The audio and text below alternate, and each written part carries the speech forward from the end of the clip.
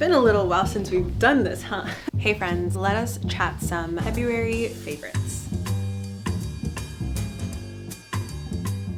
So I took a little break because I feel like at the end of the year, there were a lot of video ideas in the ether and I like wanted to participate, but then subsequently just like burnt myself out. Excited to get back on because I missed y'all and I missed chatting books and things. And so yeah, we're here. Have not been doing much reading actually. Okay, so there's this astrological, bear with me. There's this astrological phenomenon that they were talking about at the beginning of the year where like Pluto was gonna be in Aquarius for the first time in however many years, and that people who have Aquarius placements are gonna feel like this big shift. And I was like, okay. But then the beginning of the year, I felt like a completely different person. Mostly just because my pea brain didn't have the wherewithal to sit and read. I think I read like 3 books in January. February was a little better. But yeah, I feel like I've just been doing other stuff, which is fine. I've been having this conversation with people. Like, it's okay that you read a little bit less if you are exploring other things. Like, I'm gonna boulder for the first time. Who is she?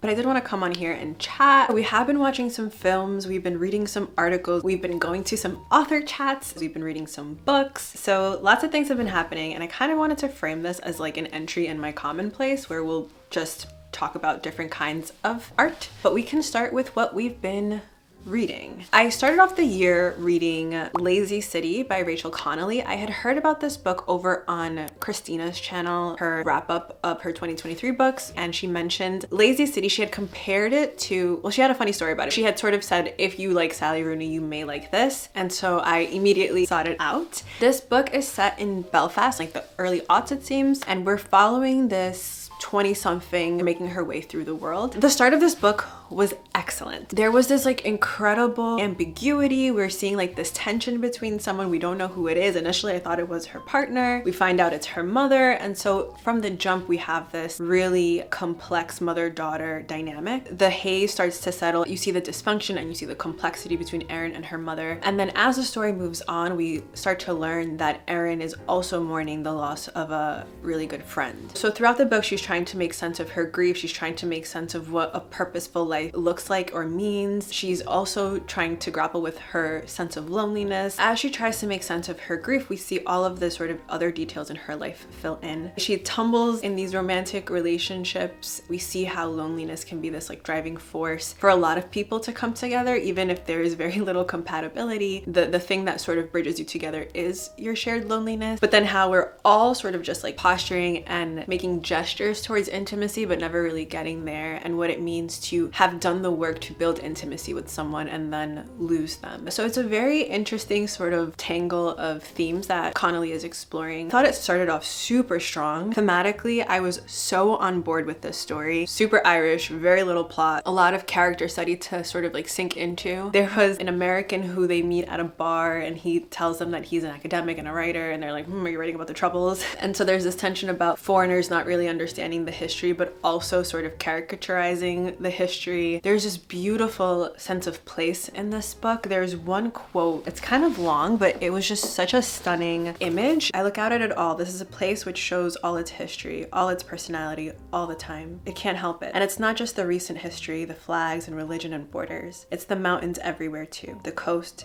never so far away you can't drive there in an hour, usually less. Always devastating. A landscape that won't let you forget that there was a time when all the earth would do was pull itself apart and smash itself back together, splintering one landmass into fragments and folding another back on top of itself, crushing it into ridges and valleys. It still does that, I suppose, but you only see it in hindsight. So yeah, there were really stunning pieces of this, but then as the story continued and as it tried to keep itself upright, you could sort of feel like the structure fatiguing. It sort of felt like it was losing its posture and it was getting really sort of slumped. And I just think it puttered towards the end. It wasn't a really strong ending for me. So it was kind of unfortunate, but I know I'd be really curious to follow this writer and what she comes out with next, because I really do like her voice. I think she's a little bit sort of the things that she was critiquing. I think there was this really interesting sort of commentary on how a lot of people cling on to like the demise that comes with capitalism and how you can't use capitalism as the answer to everything, which I thought was really interesting and I thought was kind of like a dig at Rooney, but I would be curious to continue following Rachel Connoly. The second book I read was Liars. Sorry, that was not a bad, that was a holy shit. sigh. But yeah, Liars by Sarah Manguso. I had requested this book physically, and then Renee was like, you should ask for it on NetGalley. And I was like, you know what? I have to utilize my NetGalley more. This was a book about a woman who, from the very first passage, vocalized her lack of desire for a marriage. She's an artist. Just this coexistence of like wife and artist, or mother and artist, was one that's difficult since they all demand centrality. Hard to sort of give that centrality to all of these different things without losing your sense of self. She saw it as a trap, and so she was always super repelled by that idea while slipping into a marriage and then slipping into motherhood. As the book starts to like unravel, we see everything that she sort of feared come to fruition. She's with this man. He seems like the perfect spouse, super dedicated and selfless. And you start to realize just how selfish and awful and gaslighty this man is. We see how she is sort of like tethered to his whims. She just sort of has to try to keep up. He totally like siphons from her and belittles her. He tries to make his wife feel crazy about the things that she feels are true struggles. And it's like the hardest thing to read. And I think it's hard because nothing is like overtly egregious, but it's just like all of these small things that sort of chip away at her sanity. I could not put this book down, and I had this sort of same experience I had while I was reading Ordinary Human Feelings, where I could not wait to be done with this book because it just was such an enraging reading experience. I wanted to fight this man so bad. But yeah, we're just watching her sort of get stuck in like the societal framing of what a ideal life should look like and how much of a farce this is. And it's interesting because around this couple, as they're sort of moving through their relationship, we see all of these marriages around them sort of start to crack and fracture. We see people getting into affairs, we see people start to divorce, but John and Jane sort of say like, no, we're still okay, even though Jane is suffering in this partnership. And then I think the thing that was also super frustrating was that there was sort of this like teetering on the extremes where Jane was constantly expressing how eroded you have become in this partnership, but also how grateful you are to be with that person and how you're grateful that you get to be in partnership with this person who is directly like complicit in your obliteration. Like, it was just very uncomfortable to reside in throughout the book. Living in these extremes and this like cognitive dissonance, which I think a lot of people do, where like these two very opposite things you're declaring as truths, and maybe they are truths to some extent, but that sort of was also really like discomforting and uncomfortable to experience. And I know that it's not rare, you know. This was a book filled with rage. It was like a seething book, but also very like even keel. Yeah, this was a tough, addicting read. Then we read Jazz by Toni Morrison. A while back, I had vowed to do like a Morrison a year. Last year, I don't think I read any Morrison, but I've been moving through her catalog slowly. So I picked up Jazz, and unbeknownst to me, it was also an affair book. The opening of this book was also stunning. I think this was also a book where I was reading it and I just kept getting like winded by how absolutely powerful, and we know this, but like absolutely powerful Morrison's sentences are. The beginning was just so replete with fantastic imagery and writing and sound, and then as it sort of went on, I think it just got more complex, and maybe I'm the problem. I sort of lost my grip on what was going on. I was watching a review and someone had said that there were like all of these solos, and we start to see like backstories become central and how all of these characters are connected, which was where I sort of like lost my grip of the book. But essentially this is about a couple. So we have Violet and Joe. Joe was in this affair with this girl Dorcas. He shot her, killed her, and then at the funeral, Violet, his wife, takes a razor and attempts to mutilate her. And so from there we see their pasts and their present. We see how Joe and this girl Dorcas come together. We see Violet's grappling with the realities of the affair. We see what led to Joe killing this young girl, and it's a beautiful, wonderful, difficult read. There was a lot of discussion around passion and youthful love. There was a lot of themes around what it means to be motherless and mothered. I was reading in tandem Joanna Biggs's essay on Morrison, and she was talking about how Morrison is often, or how sometimes Morrison can be sort of labeled as this very like lyrical and old-timey sort of writer, but how in fact she is contemporary and brutal. And I thought that was such a perfect perfect descriptor for this book. I don't know, the way that Morrison touches upon a lot of themes is to just like tear into them and show you like the ugliest side of it, which I think is so fascinating, and it's such a compelling way to explore humanity and love. And I've been noticing that she is very interested in the sort of extremes, the thing that pushes up against the very edge of love and how love shows up in different ways. And so this was like a really cool experience. I think, again, I always say this, that Morrison does not just suggest a reread, she absolutely demands it. So that for me was just like getting a feel. I feel like I definitely have to reread it to sort of understand a bit more of what she was doing in that book, but I very much enjoyed Jazz. So then I read Antartica by Claire Keegan. I was reading this essay by Joanna Biggs again. Joanna Biggs is my girl. But I was reading an essay that she had published in The Atlantic, and she's sort of looking at how Keegan explores male cruelty in her writing. So she starts off by looking at small things like these, and then she works her way through her short stories. And one of the short story collections that she mentioned was Antartica. And I remember that I started reading this book and I was like, ooh, this is like completely different from Small Things Like These. The titular story is about a married woman who goes off and she's like, I want to have an affair before it's too late. I like immediately felt a difference in the air. I think in Small Things Like These, the story was still very short, but I felt like it was a little bit slack for me. I have to reread it, but this was just so taut and so filled with tension. Everything was diced and doled with so much precision, and there was a coldness to it, but it was just, it fit the story so well. So that essentially this woman meets this man who she's like, I think it's gonna be him, and she sort of has her affair. I was having a time. I was enjoying the story, enjoying the writing, enjoying this lady's like wayward desire for an extramarital romp, and then the story takes a turn. I remember I was like in bed and I had the covers up to like my head and I was just like clicking away on my Kindle, and I just had like a sleepy smile on my face and I was like, this is so delightful. And then I was like, oh no, just like about face in this really like chilling and horrifying and interesting way. And I just felt like I was not reading a different writer, but I was just like, this is her wheelhouse. She's so masterful within the framing of a short story. I could not stop reading them. I was really, really enjoying myself. There were some stories that had like this very interesting tenor, but I kind of thought that all the stories were set in Ireland with Irish characters until I realized that it was not. I was reading a little bit about Keegan and she studied in New Orleans. So then in retrospect, there was one story. There were two stories that took place, I think, in New Orleans. And then there was this one story. It sort of set off my existential crisis with Keegan.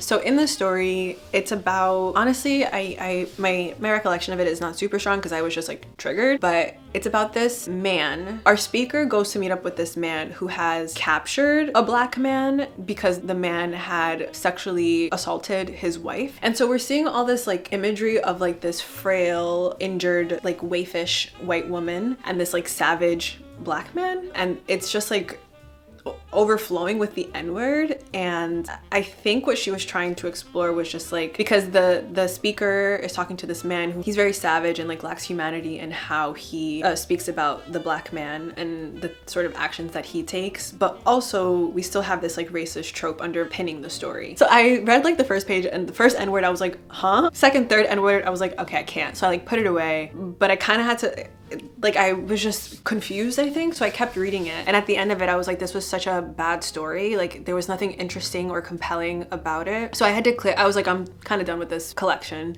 I'm kind of done with this writer. And then again, I let it sit for a little bit and I was just so confused. So I was looking up some of her interviews and she wasn't just talking about this book, but she was talking about how the thing that she's interested in exploring is like the reality of language and how the offense is the point. Like she doesn't want to dress up offensive things because offensive things live in the world. And I was like, okay, I get it. But also, I don't know, that story was just not a successful exploration of that. There was just something about it that sat wrong with me. So then I listened to the New Yorker episode with George Saunders, who read So Late in the Day by Keegan. He was supposed to read the story, but he decided not to because there was a word in there that he felt uncomfortable reading, the C word. So he had Keegan sort of read her story, and then George and the host of the show had the discussion about the story. And I think therein lied my like issue with it, was that I think it's okay to explore the reality of offenses, but I think that if people are still suffering from the ramifications of those things, it's hard as someone who is not directly complicit but like exists within that power dynamic to then explore I don't know. I think, like, for example, George's choice to not read that book because he is a man who in a relational dynamic with a woman has power over a woman. So for him to read that word aloud feels wrong because of that power dynamic. And so that's sort of the discomfort I felt, because in a dynamic with a black man within a like white supremacist society, she is the one with power. I don't think someone in an out group who has power over someone else gets to like freely, I mean, I think you can explore it, but to publish it. And I always think about How to Read Now by Elaine Castillo. She talks about like the unexpected reader, and I wonder maybe Keegan thought it was okay because she also didn't have the unexpected reader in mind. I don't know. So yeah, so I felt really conflicted because I think as a short story writer, there was so much to learn from how she creates tension and how she sort of holds the, I don't know, she sort of is very manipulative in a fantastic way in her short stories. That short story, So Late in the Day, I was so enthralled, and I find it so difficult. I feel like people who can pull off a good short story, it's rare. So I was kind of just like, I don't know how to feel, because I feel like I really do admire her craft, but she did this thing. I'm always trying to be critical of the knee-jerk to sort of write people off, because I don't think that's necessarily a useful way to affect change, I don't think. And also this book was published in 1999, and I heard that she is reissuing it. I'm curious to see what her choices will be around that story. So yeah, I think with her, it's a very much a yes, and like, yes, that story was super problematic and not an effective exploration of anything, and she's super skillful in her short stories. I feel like for me, I just won't purchase any of her books until I see what her decision is. And again, I don't think she did it from a place of malice or hatred, and I'm curious to read the collection of those stories. I just read that one standalone, and a lot of the stories in Antartica were also really so well done. That's just my little existential crisis that I had with Keegan. We read some articles. So there was one article that I read that was called How Did Polyamory Become So Popular? And this was an accidental drop-in to a lot of the books that I've been reading, and I love when that happens. It's like mapping constellations, but I didn't have to do anything. It just kind of like mapped itself out. So this was an article by Jennifer Wilson, which featured a lot of books actually that I consider favorites, like Luster, Acts of Service, Couplets, and then they made mention of this movie Passages, which I have been wanting to watch, but I haven't watched it yet, so I have to do that. They were also looking at the book More, A Memoir of an Open Marriage, which I have an arc of and that I really want to read. But yeah, this was looking at the rise in polyamory and how we're constantly looking for different configurations to like the traditional monogamous relationship. And so yeah, it was talking about the proliferation of open marriages as a response to the pandemic. Wait, they said pandemic-born domestic ennui, which I thought was really funny. But the essay also had like a really interesting look at ownership in a monogamous relationship, and it was looking at how class and politics also impacts the configuration of your relationship, or the things that you're looking for in a relationship, and how ownership sort of bleeds into that, how it interacts with people's willingness to alter the configuration of their dynamics and of this like once traditional bourgeois achievement of marriage. Very communist-y view of love, which I wasn't expecting, but I thought was really, really compelling and interesting. I also read an essay by Leslie Jameson called The Birth of My Daughter, The Death of My Marriage, and I didn't realize that this is the opening of her memoir Splinters. I just got the e-arc of Splinters and I started it, and I was like, oh, this is literally the essay that I read. This one is about the precarity of relationships. There's this like very delicate balance in a relationship and how motherhood can sort of add a weight to that. It also talks about maintaining the different facets of your identity when you become a mother. There were some really good quotes here. Her eyes open and the world stops, but you're also trying to keep it spinning you a sense of self. I'd never made a choice I couldn't take back. I was drowning in the revocability of my own life. I wanted the solidity of what you couldn't undo. I'd always admired her for crafting a self that understood work and motherhood as forces that could be fed rather than starve each other. So she was really looking at the way that all of these dynamics sort of alter and change once motherhood is introduced to an already existing ecosystem. I feel like I have picked up accidentally a ton of books on marriage and motherhood and selfhood and maintaining those facets of self. Like I started to read Splinters and I was like, I think I'm in this too much. I also started reading All Fours, which is actually really funny, by Miranda July, and this also sort of explores how to extract yourself from, not extract yourself, but essentially we have this mother who like takes a road trip and then doesn't really, but is exploring or trying to recenter and reclaim selfhood. So I've been accidentally reading a ton of books like that, and I feel like back to back, it puts me in a dark place. So I want to take a break from that, but it's been really interesting to sort of just like accidentally fall into the laps of all of these domestic interrogation types of reads. Also read an essay by my beloved Megan Nolan called He Didn't Love Me, But He Changed My Life. And this one hit real close to the heart. I don't know if my love for Megan Nolan is truly just that, like, she and I have shared literally the same experiences. Yeah, I think her writing is just relentless and compact and sharp, and I love to make sense of my own experiences through her, since, you know, we're linked. It's always an experience to read Megan Nolan, and I can always count on her to depict heartbreak in a way that's beautiful. But essentially this essay was about a relationship that she had in her past with this artist, and how because she didn't have a sense of self, she allowed this person to sort of drive that. And what happens when you do put someone on a pedestal and you realize that there is an imbalance, and how deeply and fervently you love them and how little regard they have for you, how formative that sort of dynamic can be, because she gained so much from that experience, even though there was heartbreak that sort of lied at the perimeters of it. Yeah, and it was just done so beautifully. Speaking of Megan Nolan, so a lovely human in our community, she messaged me on Instagram and she's like, hey, did you know that Megan Nolan's gonna be at McNally? And I was like, pardon? Megan Nolan was doing a reading of her new book, Ordinary Human Failings, which I have spoken, I think in 2 videos now, 3, but I've spoken a ton about and how much I love it. She was doing a reading at McNally, and so I immediately bought my ticket. Then there's another human. I actually met them through Bookstagram, but they work at the McNally in a different place. So I was just like, oh, hey, like, because we've also been chatting about meeting up. So I ended up meeting up both of these awesome humans at this event, and also got to see Megan Nolan in the flesh.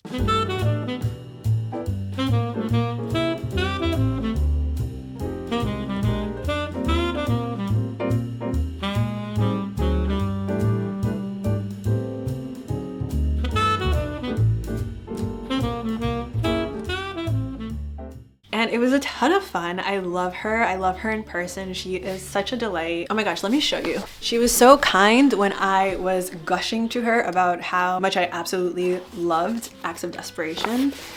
And she wrote this thing here.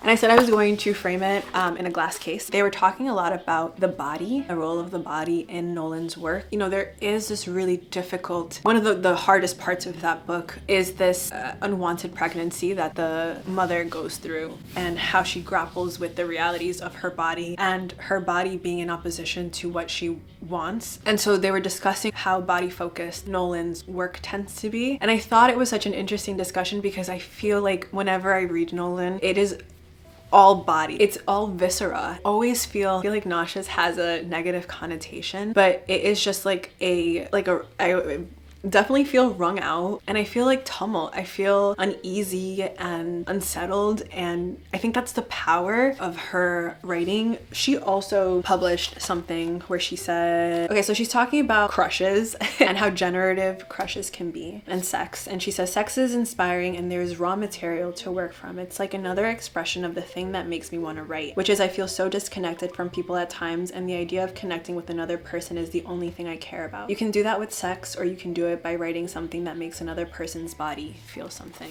Thought it was really interesting that she has an awareness of that, because I think writers always want to make you feel something, but what you feel with Megan's work is not easy. It's not an easy thing to metabolize, but I think it's powerful. I enjoy that. I enjoy being pulled out of myself, but also dropped deep into my body when I'm reading her. It's just like this whirlwind of sensation, which is like totally consuming. And yeah, I love her. I have been telling myself that I want to get into various types of art, not just like bookish stuff. So yeah, we've been trying to watch films. One of them being American Fiction. This was initially a book by Percival Everett called Erasure, which was then adapted into film. What a fantastic film. I took a little trip to Fort Greene with a friend to watch this, and it was a ton of fun. Essentially about this writer who's writing like capital L literature, but he has a very small readership. He's trying to sell this book, but he's encountering encountering difficulties with finding someone who will pick it up. And alongside this, he's watching this Black writer sort of use stereotypes and tropes and trauma to become like a bestseller. As a joke, Thelonious, the main character, decides to write up a book that leans into this as well. That scene was so fantastic and so funny. But yeah, it was just a book that totally exploited traumatic plot lines and white people's perception of Blackness, that singular story that exists. And so he like submits it, and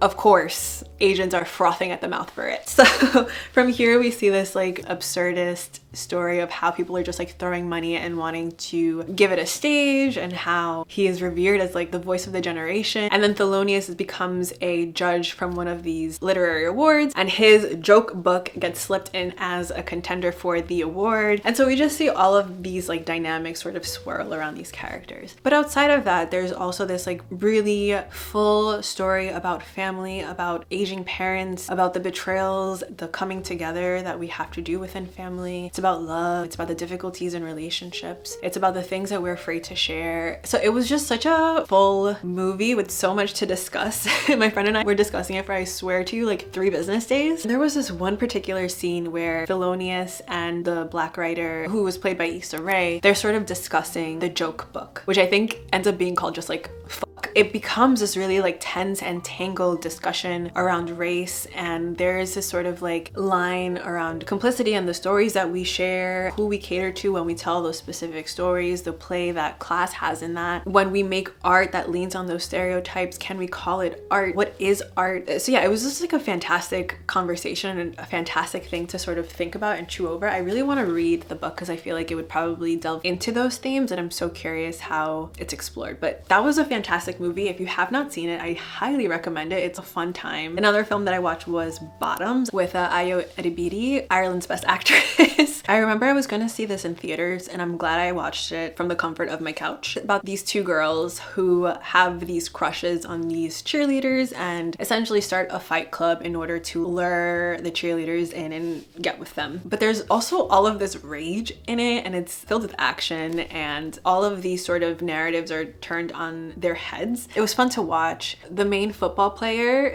is also like damselized, which was really funny. He was so insufferable. A lot of interesting stuff that they played with in that film. So I would also recommend Bottoms. Also watched One Day. This is a Netflix miniseries. Whenever people tell me that Netflix has put out a miniseries that will break me into several pieces, I'm always down, because I remember last year or the year before that, there was that miniseries called From Scratch. I don't know if you guys have watched that. It was based on a book, which was based on a real story. I remember I cried so hard with that miniseries. I had like a headache. It broke me. So I was like very much ready for One Day. And One Day was cute. It's about this guy and this girl who meet when they are in college in Edinburgh, and we see the inception of their friendship, and we see them sort of move in their relationship with other people and eventually with each other as time goes on. But we're always seeing it framed through this one day over the span of like 20 years. It was cute. I think it's also based on a book. I didn't cry though, but I will say that I have not been able to stop thinking about it. Can't tell if it's because it started or took place in Edinburgh, but I have not been able to stop thinking about it. So I think that's always a good sign of like a good thing. That was a cutesy little miniseries to watch. Yeah, so those are the things that we saw with our eyes. There were some exhibits that were explored. For my birthday, I went to the Whitney, and they had this exhibit by Henry Taylor, and the idea around it was to center Black people in moments of mundanity in an effort to move away from like a trauma narrative and to only finding value in Blackness when there is victimhood and violence enacted upon the body. And I thought it was really beautiful. It was nice to just spend some time in that. It was really stunning and really important and reminded me a lot of American fiction. And I'm really glad that this conversation is happening, honestly. I also went to the Poster Museum in New York City. I've never been there, but it was really cute. It's a very small museum. They had a couple of exhibits. There was one that was talking about the use of posters as like the OG marketing. And then there was also an exhibit that was looking at poster involvement in the eco movement or like environmental activism, and that was pretty cool too. If you're ever in New York and you want to see some cool, the Henry Taylor I think ended already, but the Whitney always has cool exhibits. But the Poster Museum also, it's a good place to support too. I would check them out because I feel like a lot of people don't go there, and it's a cute little place to stop by. But yeah, that is what we've been up to in February. I gotta go climb a rock. So this was fun. I will try to be more consistent on here. Let me know what you've been reading, what you've been up to, or what you've been watching, what you've been exploring. Let me know if you've been like, yeah, doing anything new in 2024. I'm curious to hear and catch up with all of y'all. But I think that's it. We'll see each other soon. Bye.